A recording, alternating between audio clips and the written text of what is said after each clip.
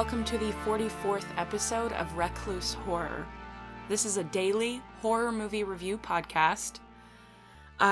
So just a little background on the project.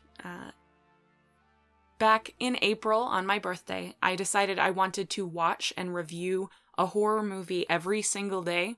I have done so for the past 311 days? Yeah. Although only the last 44 have been podcasts. Before that, it was text reviews. So each episode, I go over two movies, one of which I have just watched that very night, and another that I have previously reviewed in text, aided, of course, by the text review itself. So today, I watched One Please from 2014. Samuel is here today. I forgot to introduce him. But, hey, Samuel. Hey. So how did you like One Please from 2014? It was pretty good. It's only 7 minutes long. Mm-hmm. It reminds me of a Soundgarden music video. And I don't actually know any other Soundgarden music videos except for Black Hole Sun. Uh-huh. So I guess it just reminds me of the music video. For Black Hole Sun. Yeah, for Black Hole Sun. You know, I love the piss out of that song, but I'm not positive that I've ever seen the video. But... So yeah, this was a short film. This is another one from Crypt TV. It's been a little while since I've done a Crypt TV one, so I figured I could do one again. And, I was really pleasantly surprised by this one. I liked it a lot. I didn't, by surprised, I just mean by how good it was. I didn't expect it not to be good. But it exceeded my pretty average, I think, expectations. It's definitely, I would say it was the second best of the Crypt TV ones that I have personally seen.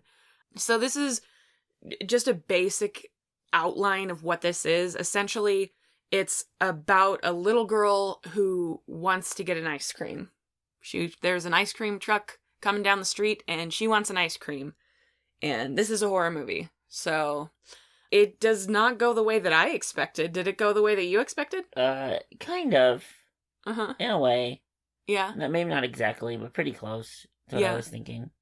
I thought it was interesting that they were able to do as much world building in this as they were able to in 7 minutes. Yeah, that was nice.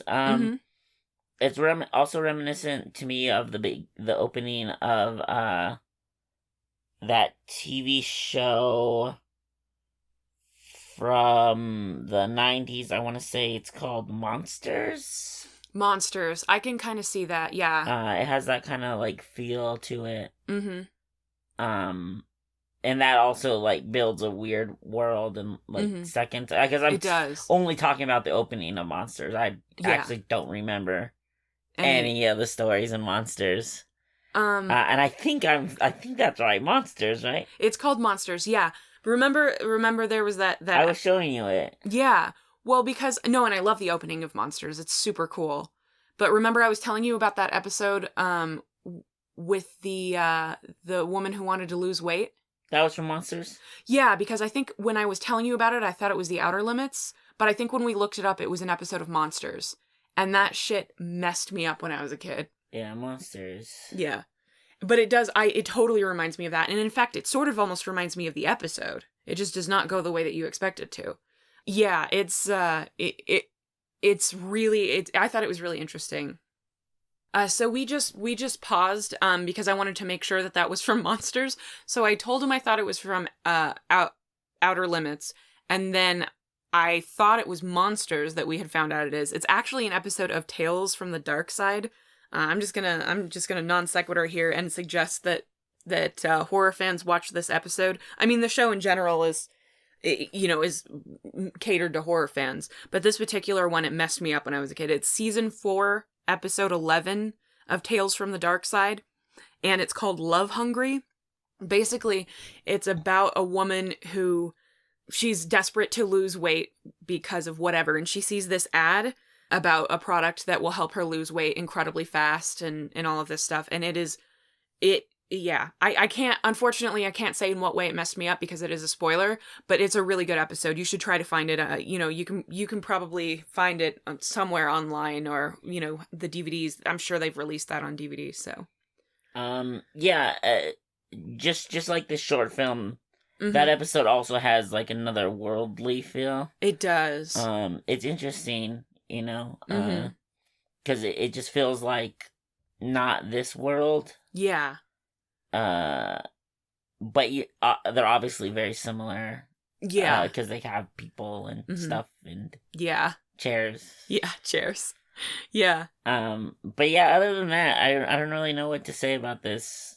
Like, I thought it was really good too. It's just really simple. It also feels like maybe a short. If it was like animated a short, that would have been on liquid television. It kind of does. I was thinking that does lend itself to animation. Yeah. I guess other than the actors. Well, I had a couple more things. Go ahead. So this movie has no dialogue, which I thought was really interesting. The sound design was pretty good. We watched it originally, and the volume was sort of low, so we didn't get it. But I clicked through afterwards when we realized that the volume was sort of low. And the sound design does seem like it's pretty good. The visuals, I think, are really good. They the costumes and everything looks exactly. It has a style. Yeah, there's some good angles for the camera. Yeah. There's specifically a couple good perspective shots. Yeah, absolutely. Yeah, there's a bunch of really good stuff with this, and there's a recognizable face, at least one, in this one. Why don't you go ahead and talk about the actors? Michael Berryman. Yeah, is in this. If you don't know who that is, he's an actor. He's been in a ton of stuff. I'll name some stuff. He was in One Flew Over the Cuckoo's Nest. Oh, that was the second thing he did? Yeah. Oh, wow. 1975. He was in The Hills Have Eyes 1 and 2. He's like the lead in that too, isn't he? In the original Hills Have Eyes? Yeah, the original one. I wouldn't say the lead, but he's one of the strong, the main characters. Yeah. He was in Weird Science. He was in Star Trek: The Voyage Home. He was in The Barbarians, if anybody knows what that is. I do. He was in Alf, another classic. Alf. He was in the Guyver movie. The MacGyver movie? No. Guyver. Guyver. The Guyver. Yeah. He was in a Tales from the Crypt episode? Yeah, he was in Tales from the Crypt. He was in the X-Files. He's in a lot of stuff. Yeah. I was skipping stuff. Yeah. If you saw him, I think that you would probably know who he was. He has a very distinctive look. I actually didn't know he was still acting. I feel like it's been a while since I've seen him, but I think he's in a few of the things on Crypt TV. I feel like I've seen him in a few other, like in the picture on YouTube of some of the other Crypt TV stuff. So he has a lot of credits from 2018. Does he? Yeah. Yeah. I don't know what any of these projects are, but yeah. There's like 4 of them. That's cool. More than I did in 2018. Yeah. And he does mostly horror and sci-fi stuff. Mostly horror. I think he's done a few he did the Star Trek thing and X-Files, which plays both sides on that. He's really good. I mean, everybody in this movie is good. There's no point in like singling anybody out. I don't think anybody is really any better than anybody else in this movie. They're all very solid. And have very little screen time. Because it's 7 minutes. Yeah, nobody steals the show on this one. Is there anything else that? No, I enjoyed it. It's a good watch. It's definitely worth 7 minutes without a doubt. It leaves you with so many questions about like what's going on and where are we, but they're the sort of questions that are really intriguing, and you know that you can't get that sort of an answer out of a 7 minutes. So it doesn't feel like why didn't you do this? Why didn't you answer that? In this particular case, those questions make you more intrigued. Do you think this could be padded out to or not padded out, but like formed into a full feature-length movie? I'm sure you could. I feel like it would be hard because you'd start running out of focus. Yeah. And that's a thing that lends itself to a short format like this, is it's very focused on what's happening. Yes. But trying to like build everything and keep it focused would be hard. I think you could, and I think it would be great, but I think it would be hard. I would agree with pretty much everything you said. I think you could turn this into a feature length. It would take a lot of work, and it would take a lot more ideas. You would need more ideas for this because yeah, for sure. This one angle, it's very interesting, but it's only part of a world, so you'd have to build the rest of that world in. Even though it did a very good job and make sense of what's happening. Yes, and be interesting, which I think might be a problem.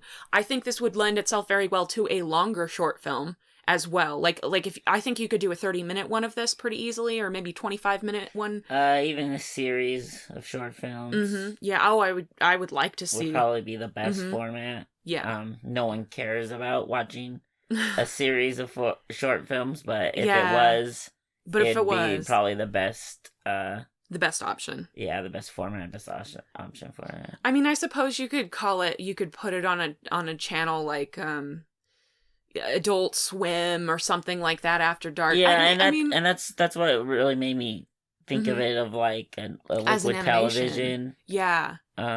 Segment, and not all liquid television was a MTV show where they just played short animated mixed media films. Animation. Yeah, and they actually weren't all animation or even mixed media. Some of them were actually people. Yeah, there were some. And a decent amount of them had storylines that went from one episode to the next episode to the next episode. And you had like an arc throughout the thing. Yeah. This reminds me of something like that, and it would probably be a segment of that. Yeah.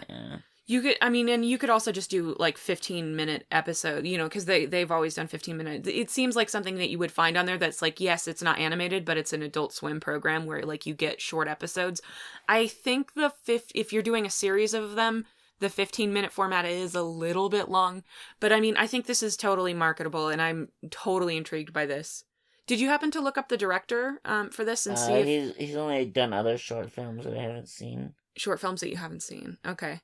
What's his name? Jesse something, right? So the writer-director of this is Jesse Burks, and this was incredible. He does have... it looks like he wrote and directed 6 other short films, at least one of which looks like it's a horror film, and I'm super interested. I'm definitely going to put this person on my list of people I need to watch more stuff from, because this was really intriguing. Both the writing and the directing was solid, I thought. What about you? Yeah, I Okay. Well, did you have anything else that you wanted to talk about? There's not a ton you could talk about. It's 7 minutes. We could literally comb every scene in the movie, since there's like 3, technically 5 of them. Yeah. But yeah, it was good. It's definitely worth the 7 minutes. Yeah. It's kind of creepy, and it's so totally weird in the most intriguing possible way. So, anyway, so that's our review of One Please from 2014, and you can find that on the Crypt TV YouTube channel. So the other movie that we wanted to talk about today is Let's Be Evil from 2016. So, how did you like Let's Be Evil from 2016? None of them were even that evil. I know. So it's true. The fuck. That seems like a fair reaction to that movie, honestly.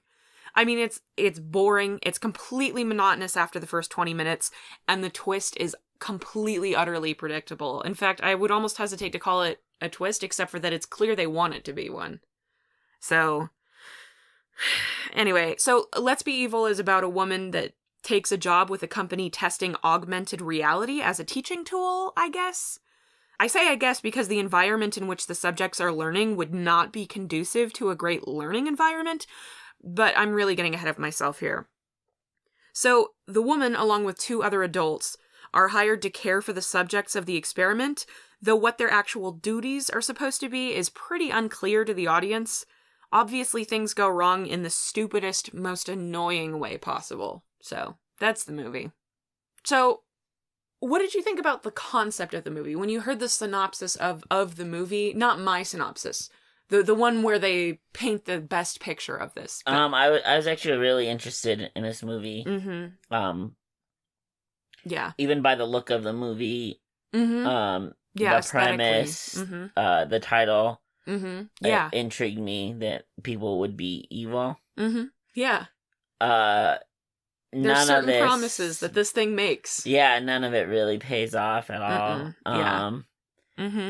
That's really the problem with the movie.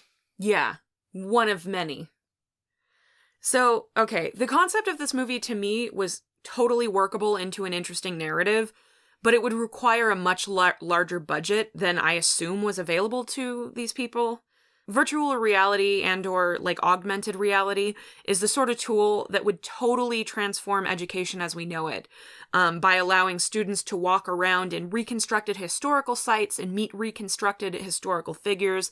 It could make poetry come to life. It could turn chemical experiments into simulations so that even the smallest dangers aren't material. There are endless possibilities for this technology. Now, there are also endless dangers to it, such as making one standardized curriculum programmed into the technology that could be written and implemented with no room for debate or difference of opinion by a totalitarian government. You could eliminate almost all of the educators in the country and possibly the world by having artificial intelligence as teacher and leaving only a few people behind to look after the physical well-being of an entire school's worth of children. Your learning programs could be misused by a clandestine organization or government agency looking to identify candidates for nefarious purposes or turn them into unwilling sleeper agents. Something could go wrong with the design of the programs and create serious damage in the students' brains or gradual damage to society as a whole. Instead, what we get is Let's Be Evil. It's the least imaginative endgame of any movie with this possible premise. Even with where they went with the movie, you could possibly make it interesting if you were clever about it, but if you were clever, you probably wouldn't have gravitated towards this plot in the first place. What did you think about the plot? Like, what did you think about the overarching, like, the possibilities? Based on, once again, that synopsis, what sort of possibilities were you thinking, how is this going to go wrong? Because you knew it was going to go wrong. It's going to go wrong. It's a horror movie. It's fine. What? It's fine. The premise is fine. You think the premise that they chose? Yeah. Is the problem. Okay. It's maybe a little simple. But it's a horror movie. So the premise is fine. The idea is fine. It's a workable premise, but is that where you thought it would go? It depends. When I heard of the movie, when I saw the picture of the movie, when I started the movie, 2 minutes into the movie. Why don't we do 2 minutes into the movie? Yeah, 2 minutes into the movie went exactly where I thought. Yes. Okay. What about directly after reading the synopsis? I've only glanced at the synopsis. But yeah, probably similar. The only time I ever had any more hope for it to be something else, and I don't even dislike what it wanted to be, was probably with the imagery and the title. Right, yeah. Okay, so let's step away from that to discuss the elements not surrounding the plot for a moment. So the acting was fine, I thought. What about you? Yeah, it was good. I liked a lot of the acting, actually. Yeah. There were some computer generated effects that were actually just fine here, for the most part, would you say? Yeah, there's only a few real heavy effect shots. Yeah. Those go by pretty fast, so they're not too noticeably bad. So that was nice. Yeah. So what about the sets? There's almost no set. Yeah. Which would be fine, in my opinion, if the movie wasn't already boring. So it feels like you're like watching a boring play. Yeah. So the sets are definitely boring. Other than the first one, in which the movie spends about 4 minutes. Most of the movie is filmed in the Kelvedon, I think it's pronounced Kelvedon Hatch nuclear bunker in Essex. And the movie feels every bit as sterile as a nuclear bunker is expected to be. So they tried to sort of jazz it up, I guess, by using heavily saturated colored lights throughout the whole film. But after looking at some of the pictures of the bunker, it's clear that the set would have been much more interesting had they not done that. as it eliminated all of the texture from the locations, and it would irritate the eyes if you watched it in the dark, honestly.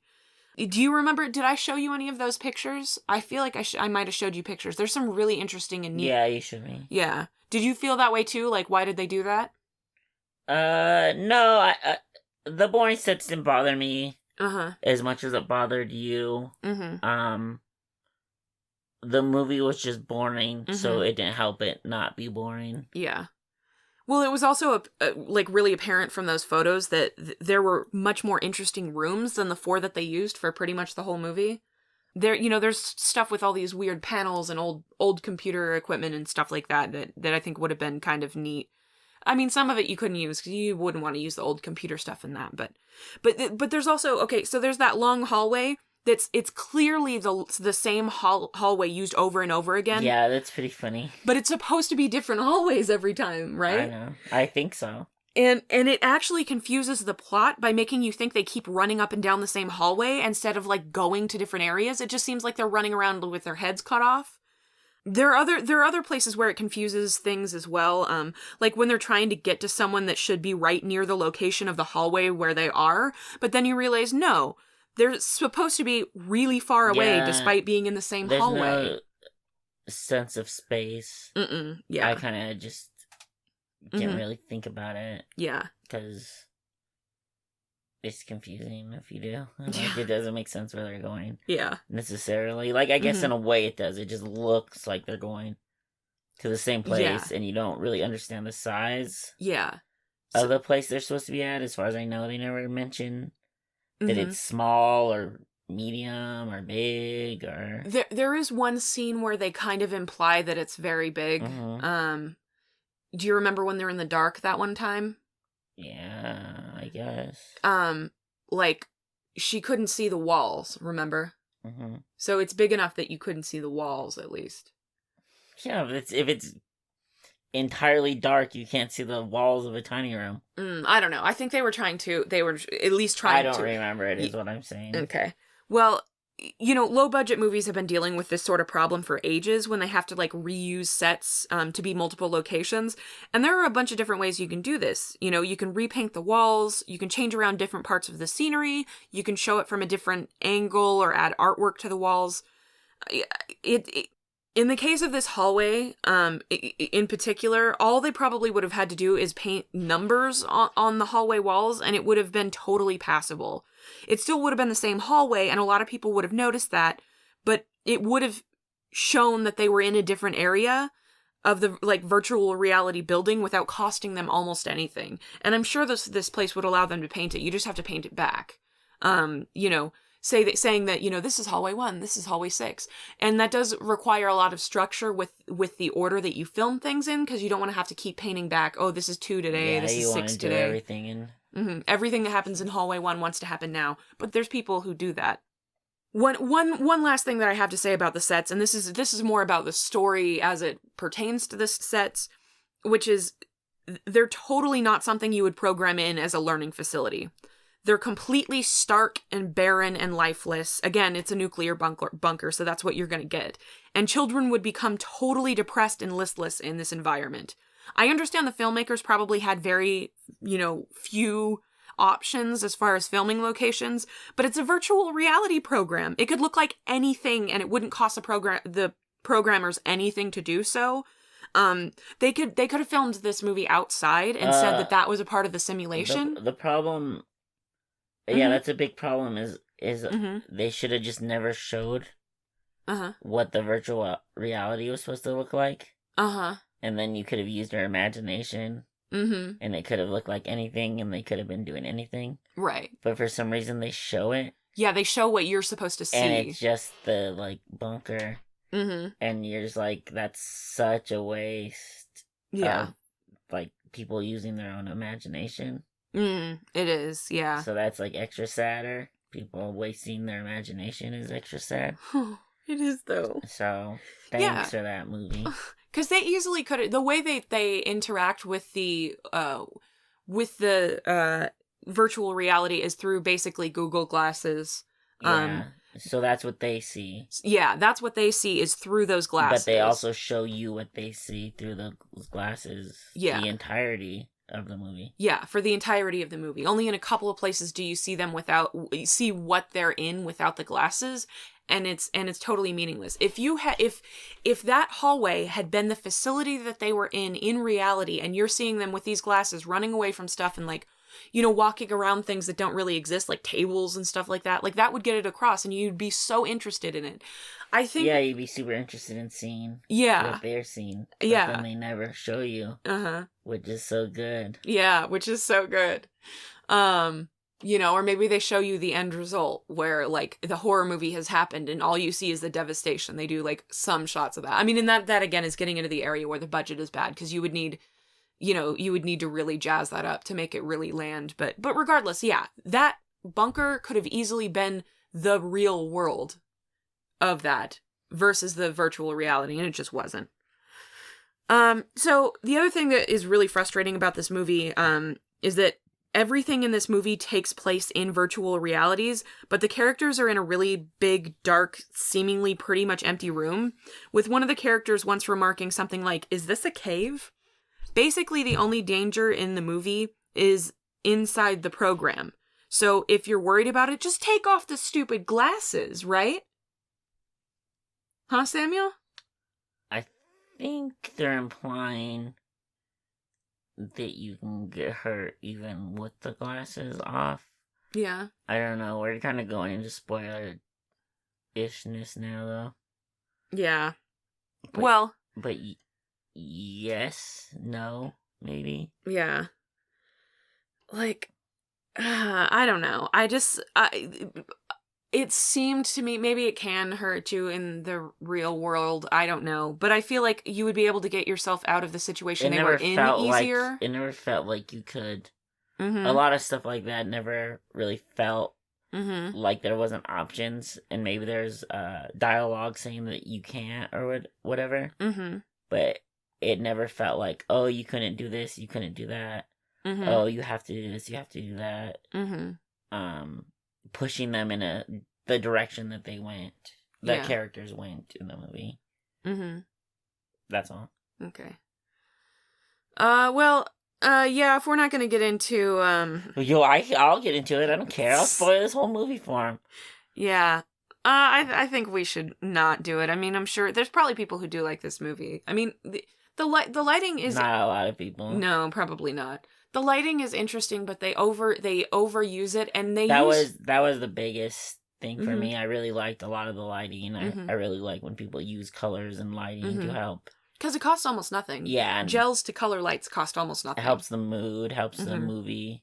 Yeah. And they just used it okay at some parts, and then used it really bad at other parts. Well, and Sorry, go ahead. Sorry, most of those hallway scenes they only do in two colors. They do them green and red. And that's another way they could have easily differentiated the hallways. They could have called them by color. Yeah, this is the red hallway. And then only light it in red and go on and do it again. Yeah, exactly. And then you wouldn't have had to paint. And then if the bunker didn't let you paint, then you wouldn't have to. And then you could establish that there's however many hallways. Yeah. With whatever colors, and you're like, well, this place must be pretty big. There's 12 hallways. Right, exactly. That lead somewhere. Yeah. There's blue, purple, green, red, orange, yellow. Yeah, we all the colors. All the colors. All the colors. But see, and that's another way to solve that problem. And it was really disappointing that it was only like the two colors that they ever really did. I mean, I still appreciate on a certain level, like the care that they put into the lighting on a certain, that they cared enough to use the lighting to make the location look interesting. I do think that was the right move, in the story that they made as they made it, because if it were all of that stuff and they were just running down the white hallway all the way through just the white hallway, then that would have just been like, there's nothing in this movie that that's worth doing. But yeah, anyway, so is there anyone that you would suggest this movie to? Probably not. Yeah. I would like to also mention the the only other positive thing I could really give it is I really like the main character's green shirt with like gold necklace under the collar. I thought that looked really cool. Show me it. I don't remember that. But other than that, I think that's like all the positives. All right. Yeah. I had for the movie. Oh, and much. I'm pretty tired, so I'm probably less favorable than I might be otherwise. Yeah.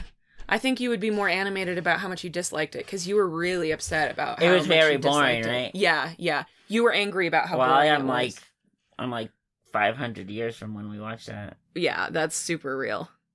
So, it's also worth mentioning, the actress who plays the lead, the actor who plays the lead is, Elizabeth Morris. She does a decent enough job in so much the capacity that they give you. But they're also the, one of the students is played by someone named, Isabel Allen, who played Cosette in Les Miserables, the new Les Miserables. Not new, it's a couple of years old now, but in that version of Les Miserables. So I suppose if you like her and would like to see her do another role, she is in this. It's sort of she's good in it. But it's not the sort of, I feel like there's not a whole lot of overlap between people who like Les Miserables and like are dying to see that actress in a horror movie. So, but yeah, I think that's about it. Did you have anything else that you wanted? Oh, I would suggest this. I mean, if you're really into drugs and you want to do drugs and look at colors, like, there's drugs and colors. There's better movies for that. There's way better movies for that. But it could be a movie that you can find on Netflix that's drugs and colors. What were you going to say? Watch Into the Void if you want to do that. Oh, yeah, Into the Void. Oh, but I think that'll make you have a bad trip. Whatever, this probably would too. I want to address the Highlander issue that I'm referring to as a Highlander gate. So we have new reports just in across my desk, just as we were recording this. Is that right? The Highlander from the TV series, his name is Duncan MacLeod. Duncan, yes. Where the movie Christopher Lambert is Connor MacLeod. And the main character from Highlander Search for Vengeance, the anime from 2014, I think, is Colin MacLeod. Oh, so that's why you're... Okay. And the lead for the second TV series, the Highlander Raven, I believe it is. Yeah, Highlander the Raven. Nobody knows who played that, because nobody actually watched that show. It was so bad. Because it was even worse than the TV series, if that's possible. It was worse. And Sam is not a fan of the TV show, which is going to get more anger out of the fan, so... And that's from the Highlander report for today. Check back weekly for more updates on Highlander and Highlander-related topics. Remember, the quickening is near. Anyways, can I stop talking now? Absolutely. You definitely can. I was going to say more, but we're going to wrap it up because Sam was nice enough to even do this. He is dying and was dying before we watched the movie. So, yeah. Thank you guys so much for listening. If you enjoyed this podcast, please share it with someone you love or someone you think would enjoy it. If you would like to reach out to us on social media and yell at us about saying the wrong actor names or calling mixing up Highlanders. I mean, at least we didn't mix up the one from the Raven. Like, nobody knows her name. Nobody knows her name. She's the woman with no name. I watched probably 6 episodes of that show. I really wanted to like it because of the title and because I remember liking as a kid the Highlander series. I was very young when that started on TV, and they were awful, all of them. I said affable. I'm gonna stick with affable. They were affable. But yeah. So the actor Sam. I don't know if Sam said it, but the actor's name that I said we didn't have to look up, who played Duncan MacLeod, is Adrian Paul.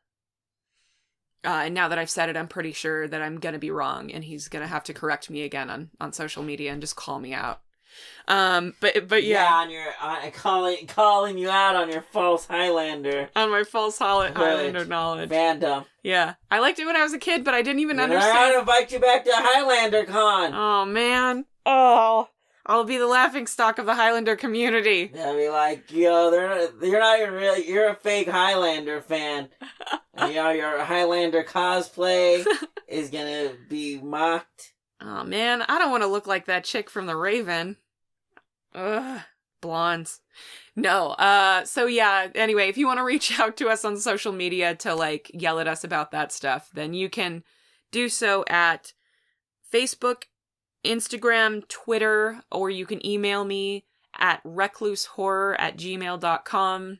If you don't like the platform that you found us on, or if you want to share it with someone who doesn't use your same device or whatever, you can find us on YouTube, Player FM, Podcast Addict, iTunes, and Stitcher. By iTunes, I mean Apple Podcasts, of course.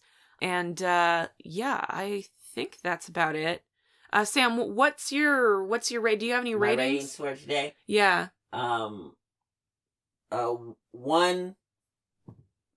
One, please.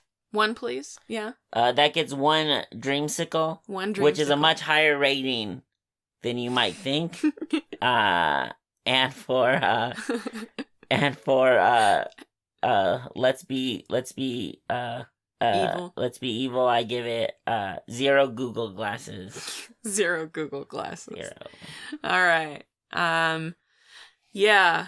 I think I was actually gonna rate that the same as well. 1 dreamsicle. And one out of 1 dreamsicle. They're very sought after. They are. They're sought after. Everybody wants them dreamsicles. And inside jokes. Inside jokes. And I will rate Let's Be Evil 1 hallway out of 15 hallways, because it was only 1 hallway. So both get 1, but the value of each is drastically different. So, anyway, thanks so much for listening. Sam, say goodbye. Goodbye. Goodbye.